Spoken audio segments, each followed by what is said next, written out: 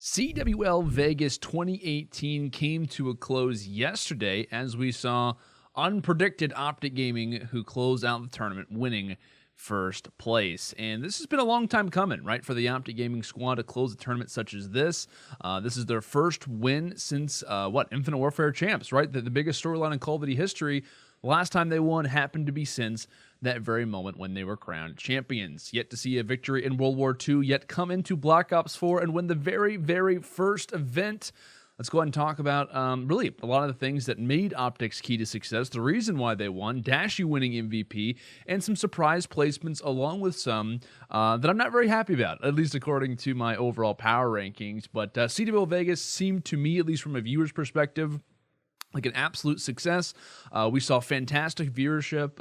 Adam Apicella actually ended up tweeting me that we saw well over 200,000 plus viewers, when at least on stream it looked as if there was maybe 180, 190, but in total 200,000 plus, which is probably the most that I can think of in a very long time, which is great to see. So the viewership was great, at least from an online perspective.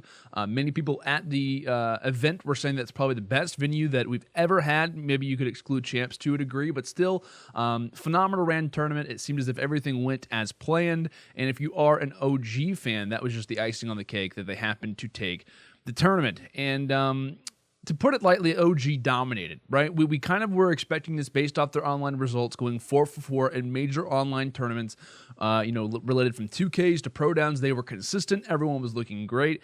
And that pretty much fed into what were these particular stats I'm going to be bringing up to you guys. So overall, they finished in 24-4 in map count. Has it ever been done before? We'll talk about it. Hardpoint, they went 10-1. Search and Destroy, they went 7-2. And Control, they went 7-1. Search and Destroy 7-2, by the way. I think I might have messed that up. Regardless, though, this was the most dominant win that we have seen since ESWC Paris Open in 2017 during Infinite Warfare, where OpTic actually finished 21-3, where they only lost 3 maps in pools and later went on to sweep the entire tournament by not dropping a single one. That was the Dynasty, right? The formal Karma roster along with Scump and Krim. And it's pretty crazy to think about because you say, oh, well, 2017, whether or not you think that's close or far away, 15 major events have occurred since then. 15 major events. It's a year and 9 months ago, February 19th, 2017. It's been a while, right? 15 major events. That kind of puts it in perspective as how long it has been since we have seen a dominant victory up to this point.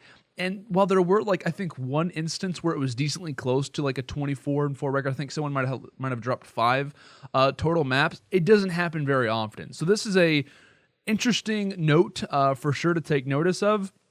And as far as my analysis on what I saw from OG and a lot of their games, whether it was in pool play or in the winners bracket, they just understand the game and they know what should be happening around the map. There were a few teams who were kind of close, somewhat on the same level, regarding teams like E United and Splice, but OpTic just knows which routes to take. I was learning the game, how it should be played after watching OG play, certain instances on Control or even in Search and Destroy, which bomb sites to hit. They were prepared, they came in with the game plan, and they absolutely executed on it. And that's the one thing that really makes sense for this roster that we were always talking about, was that when Dashy and TJ were added to this team, it was for Search and Destroy. And we'll talk about Dashy stats, and it just really goes to show how talented this team was at that game mode.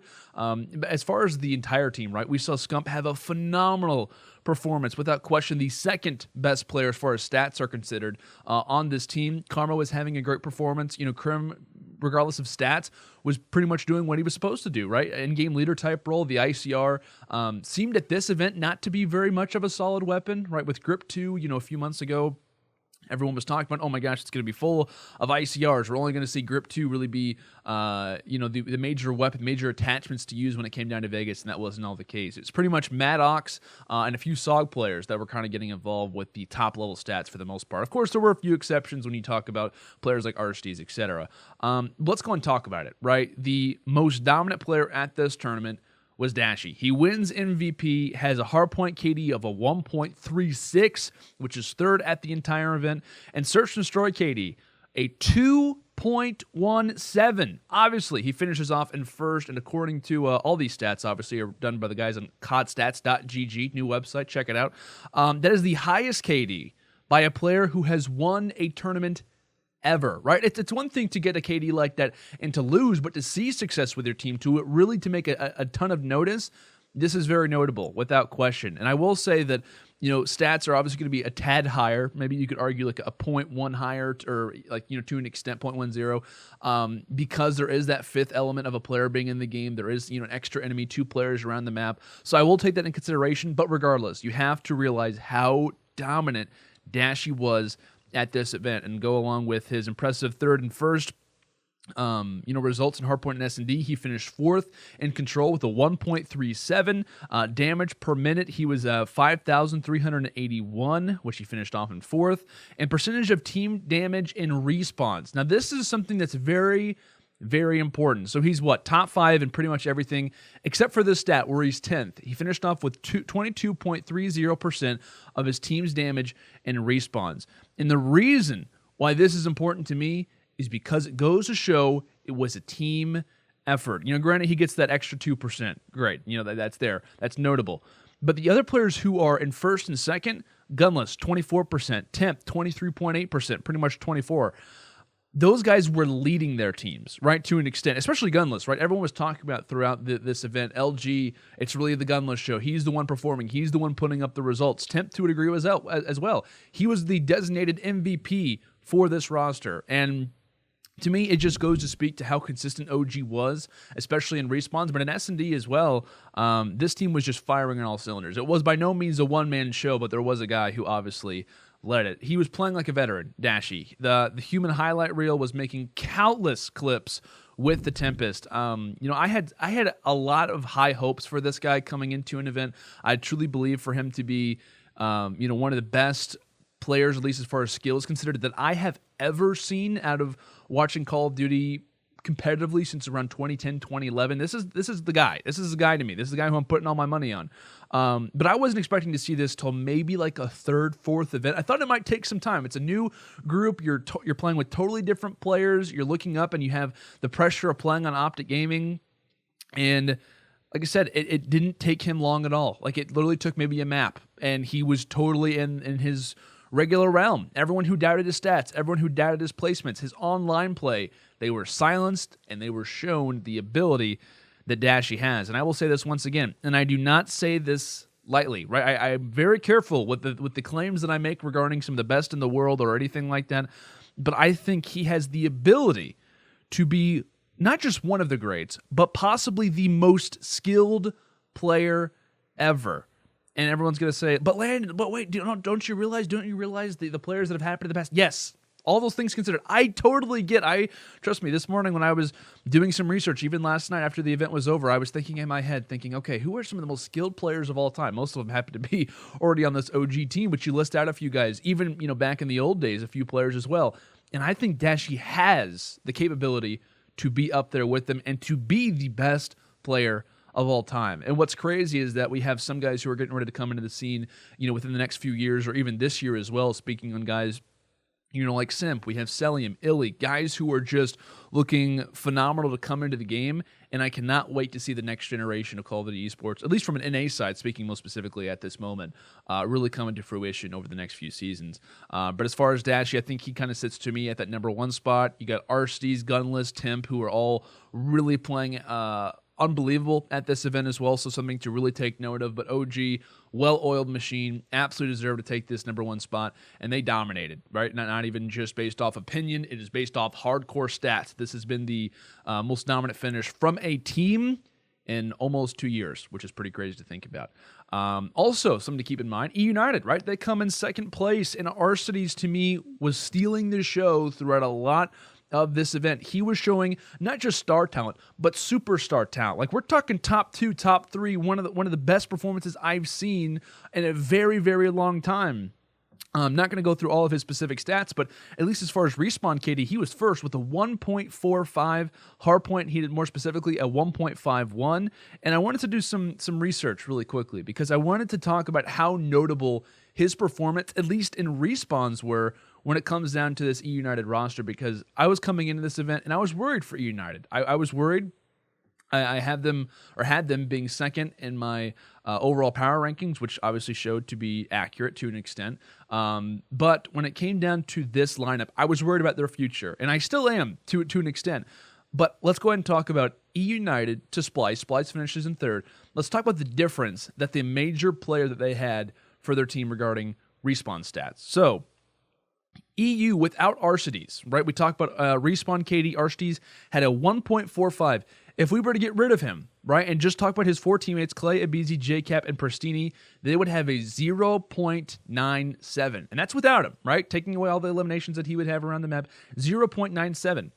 Okay, well, with Splice, right, without Temp, who was their best player regarding respawn stats, they would have had a 1.06. And that is still very, very solid. Like, they have one player in Jerd who is at a 0.99. You could almost argue it's a 1. But for E United, there are two guys who are significantly lower than that one KD stat line. And obviously that relates to roles, etc. We can get into that in another time. But it goes to show how influential Arcides' position and how well he was playing affected the team in obviously a positive manner, led his team into getting a second place finish. But we also saw some good moments from Abizi. Respawns weren't the greatest, but at least as far as search and destroy, he finished off with a 1.22, which was 15th. We saw some great moments from Clayster, who obviously switches to the Maddox heading into this event. Previously was the main ICR, I would say probably until about 2 weeks heading into Vegas. So that was a decent thing to keep in mind. But my biggest deal was, can they keep up with the slang? And my question now for United is, can Arcides keep this up? Is someone going to join alongside of him? Because when we take notice of the best teams, there is the guy, right? And the guy is the MVP of the team, the guy who is, pretty much putting the team on his back. And every roster who was involved in the top four, when we talk about LG, we talk about Splice, E United, OpTic Gaming, all of them had one. But they also, outside of E United, they all had an extra guy. So for OpTic, it was Scum. For LG, you could throw out a few players, but for the most part, it was gunless. Formal was there at times. We saw some good moments coming in from Classic, especially on Championship Sunday, as well from a few of the other players.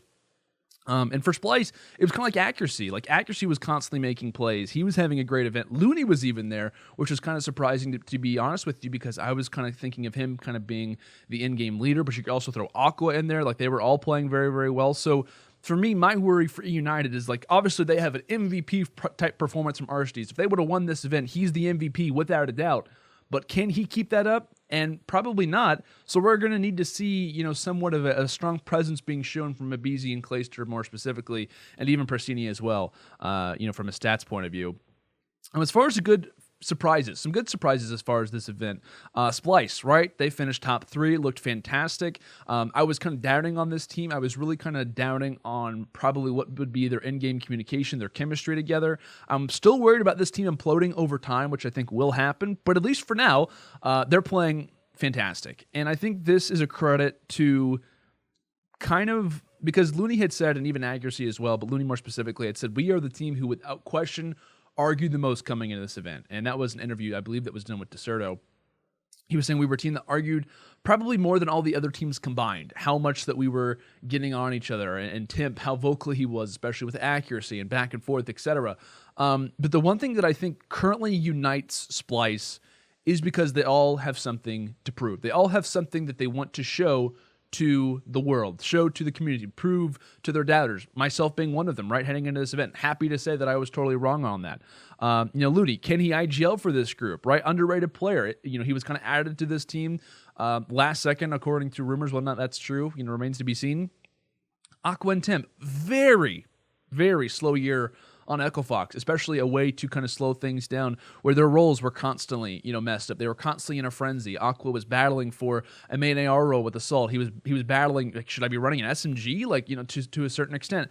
Temp, same thing. We saw him with an AR toward the end of the year. Facento constantly swapping roles and whatnot. I think Saints was the only guy on Echo Fox who pretty much had the same role from start to finish, and that might have changed a few times throughout the season. So it was good for them because they finally got to play the role that they wanted to, and it was consistent, and they were supposed to play that role that they had heading into this event and stayed with it, at least for now. And for Aqua as well, right? This is his best placement since CWL Paris 2017 under Rise Nation. This is the best placement for Temp since MLG World Finals 2015 in AW.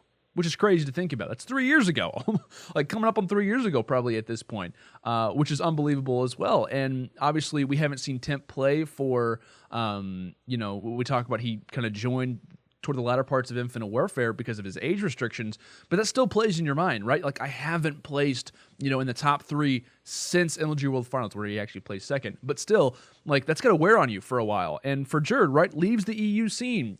Can he do it? Can he join, a group of North American players and lead a particular organization to a championship? And that was obviously a big deal for him, leaving that scene and pretty much doing something that hasn't been done ever, if not in a very long time. And with accuracy to kind of finish things off, right? Sure, he played well in World War II. Sure, he was a great player. But you look at his stats from, every other title that he's played competitive in, and you can't really put him in that top 5 conversation, that top 10 conversation. And toward the end of the year, I think he was very underrated in World War II. Started off, winning 2 events, and that was great. And then they kind of come into the latter parts of the year. Is he still really, good? There were so many questions on accuracy, but he obviously proved himself yet again as a fantastic AR moving into Black Ops 4. Along with Splice, because I really wanted to highlight them. We've also got to talk about Team Sween, right? Open bracket, incredible performance. They finished off top 6. Massive credit to those players. And we talked about a few of them, involved with champs last season, etc. Lightning Pandas was super excited to see this team, right? I was kind of bringing it up in my predictions or even just kind of players to look out for. I was super excited to watch Lightning Pandas because, like I said, you got a motivated Mad Cat, you got Josh leading the way. I've been told that Dave's playing super well as of recent. So, like, there's a lot of little factors kind of coming in for this group who I was excited about, and I wasn't too surprised that we saw them take down the likes of, a few rosters in particular when we talk about Team Envy and FaZe, how they weren't playing the best leading into this.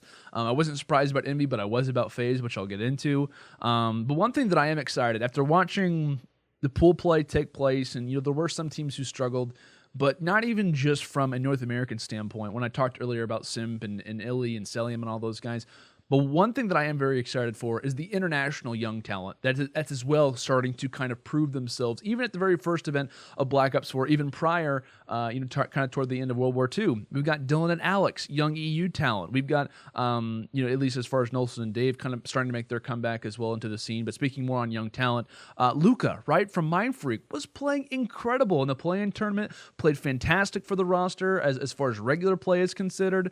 And then as far as Spanish talent, right, for Heretics, we saw Lucky and Suckery play super, super well, even Metals as well to an extent. Like, we have some very good talent coming up, and I could not be more stoked. I could not be more excited to see these guys really start to make a name for themselves as the CWL continues on. And I hope that we see all of those young guys be implemented and make it into the CWL Pro Leagues. I think that would be great. Moving quickly on to some bad surprises, some teams who I thought very much underperformed, at least regarding my power rankings, are considered. 100 Thieves, right? Placed top 12, looked very slow in control to start the tournament, finished 1-5 in Search and Destroy. They go even in Hardpoint. Something I just wasn't impressed by the team. Like, I was looking at the big 3, and there were some moments where they were playing great, but they were, like I said, they underperformed, to say the least. Whenever they got eliminated by LG, which I thought would be a huge proving ground for them, considering those were 2 of the most hyped up rosters outside of a few like OG, etc. And so they kind of got to battle, right? It was the battle of the big 3s, and LG to knock them out, beat them like 250 to 70 something, 100-point clubbing 100T to get them knocked out of the tournament. But based off first look, I thought they really need another sub presence along with Kenny, who did not have a great event here at Vegas. Like I said, we saw some good moments from Slasher. Octane was kind of involved from time to time, but they looked like a shell of themselves. They did not perform the way that I thought, and that is something to be worried about to an extent, because I think this team, Enable obviously is a great in-game leader, but can he bring the team back from a placement like this? And if they start to struggle when it comes down to future events or even the stage, the regular Pro League, are they going to be able to recover? That's a big thing to be questioning right now. I think they have the possibility to do that, but with all the talent that you have, you want to really make sure that can be locked in and that chemistry can still stay there, because that is your big 3 that you bet on, right? You got those guys for a reason, and I was talking about how I thought Kenny was probably one of the best pickups, especially regarding, behind-the-scenes pricing is considered one of the best pickups 100T could have gotten, because it was almost for free, and to see them not playing as well is shocking. Red Reserve and Pools, where were they at? Like, I had them coming out in first in their group. I thought they were even going to take down LG, but I was very much surprised as far as that is considered. I was very worried about the way the team played in pools. It wasn't stellar. I will say, though, that, kind of moving on, they lost a game 5 to EG. They lost a game to UYU, which those were good rosters, especially EG, who had a great event. Massive props to them. Told you guys to watch out for them, by the way. But still, for Red Reserve standards, for my standards of Red Reserve, that's not at all where they should be at. I expected them to be involved in the top 5 for sure at this event. I had them in my 5th spot coming into this particular tournament, and I thought they were a team who could go higher. I heard people talking about how Red Reserve should be top 2, top 3 in my predictions. They should be above LG. They should be above E United. And not at all the case. So we'll see what happens with Red Reserve. I think they still can be a good team, and I think that's a roster who has a lot of great chemistry already, and they have the Slayers to light it up, but we're going to need to see something strong from them moving forward. And my last team, my sleeper team, they definitely fell asleep. FaZe, top 16, had a good series versus Envy. After I saw that, I was like, yes, my predictions are working out. They're looking good. Not the case, though, and this is something to be worried about. I think, finishing top 16, watching the way that they play just was not stellar at all. Their slang, to an extent, just wasn't there in certain games. The teamwork, I thought, to an extent, could be worked on, looking at certain control maps, looking at hardpoint rotations. It was just like something wasn't there, and I'm not sure if that was just the research that wasn't in, or if the research was there and the strategy was there, but maybe the slang just couldn't be picked up. Is definitely something to be worried about. And I tweeted this out. The last time FaZe has placed top 16 at all, right? Their worst placement, the top 16 placement. Last time they placed it was at CWL Anaheim 2017 in IW, and that's when Clayster and Enable were still on the roster. Clayster gets dropped off this team after that placement occurs. Prior to that, the last time FaZe placed top 16, UMG Orlando 2015, and that's when the roster was Aches, Slasher, Apathy, and Censor, and after both placements, a team, or FaZe rather, made a roster change. So that's something to be worried about to an extent. I'm not saying that FaZe should be making a roster change. I was very clear to tweet that out. I'm not saying they need to make a roster change, but FaZe clearly is aware that's not where they should be placing. And I think when they add methods to the roster, this is a team that I was excited about. It's a team that I thought made sense. And so the fact that they're just not living up to their standards right now is something to at least be aware of. And I will say this as well. I think there's a lot of hype coming around certain teams. There's a lot of rosters who were looking great. We talked about the new 5-man lineups. A lot to be excited for when you talk about teams like LG, Hunter T. I was excited about FaZe. Many were excited about Envy. Anyone who you want to throw out there. There was a lot of teams who were hyped up, and really those top 5 power rankings were kind of getting jammed with teams because there were so many different players to watch out for. So much talent right now involved with Call of Duty Esports. And there were a few people who were tweeting out and saying, oh, this team's overrated. This team, they underperformed. They're an overrated roster. I could tell it from the start. And I will say this. The first event of a year, excluding this one, which to an extent was predictable but also wasn't, the first event of the year always is crazy. We're seeing things that will never happen in a title again. We're seeing, placements. We're seeing players perform, etc. The first event of the year is so hard to base the future of that team around that I think a lot of these rosters who underperform to an extent are thinking, okay, hey, we obviously have stuff to work on. We have things we need to move forward with. And to me, the teamwork that we saw from the top 3 rosters in OpTic, EU, and Splice proved to me that there is a lot that rosters can improve on regarding search and destroy bomb site strategies, regarding control rotations, regarding certain things.